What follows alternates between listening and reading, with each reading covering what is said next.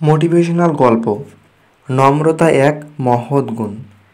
একবার গুরু তার শিষ্যদের ডেকে বললেন, তোমাদের শিক্ষা পূর্ণ হয়েছে, এবার তোমরা নম্র হয়ে সমাজের সেবা করো। এই সময় একজন শিষ্য বলল, গুরুদেব, সবসময় নম্র না হলে কাজ চলে না। গুরুদেব বুঝে গেলেন ওই শিষ্যর মধ্যে এখনও অহংকার থেকে গেছে। গুরুদেব কিছুক্ষণ চুপ থাকার পর বললেন, ভালো করে আমার মুখের ভেতর দেখে এবং বলো আমার সব দাঁত আছে কি নেই। এক এক করে সব শিষ্য গুরুদেবের মুখের ভেতর ভালো করে দেখে বলল, গুরুদেব আপনার একটাও দাঁত নেই, সব পড়ে গেছে। এবার গুরুদেব জিজ্ঞেস করলেন, জিহ্বা আছে কি নেই।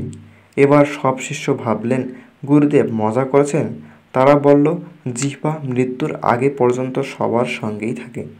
এবার গুরুদেব বললেন, কি অদ্ভুত তাই না, দাঁত জিহ্বার পরেই আসে কিন্তু আগে পড়ে যায়, অথচ জিহ্বা দাঁতের কত আগে আসে, তাও মৃত্যু পর্যন্ত সঙ্গে থেকে যায়। আসলে দাঁতের কঠোরতা এবং অধিক গর্বের জন্যই তার বিনাশ আগে হয়, আর জিহ্বা কোমলভাবে ভিতরে পড়ে থাকে, তাই সে শেষ পর্যন্ত থেকে যায়। আমাদেরও এইভাবে নম্রভাবে থাকা উচিত, কারণ নম্রতার কোনো বিকল্প হয় না। একটা কথা আমাদের মনে রাখা উচিত যে নম্রতা এক মহৎ গুণ। ভিডিওটি ভালো লাগলে লাইক, কমেন্ট, শেয়ার করে পাশে থাকবেন এবং চ্যানেলটি সাবস্ক্রাইব করতে ভুলবেন না। ধন্যবাদ।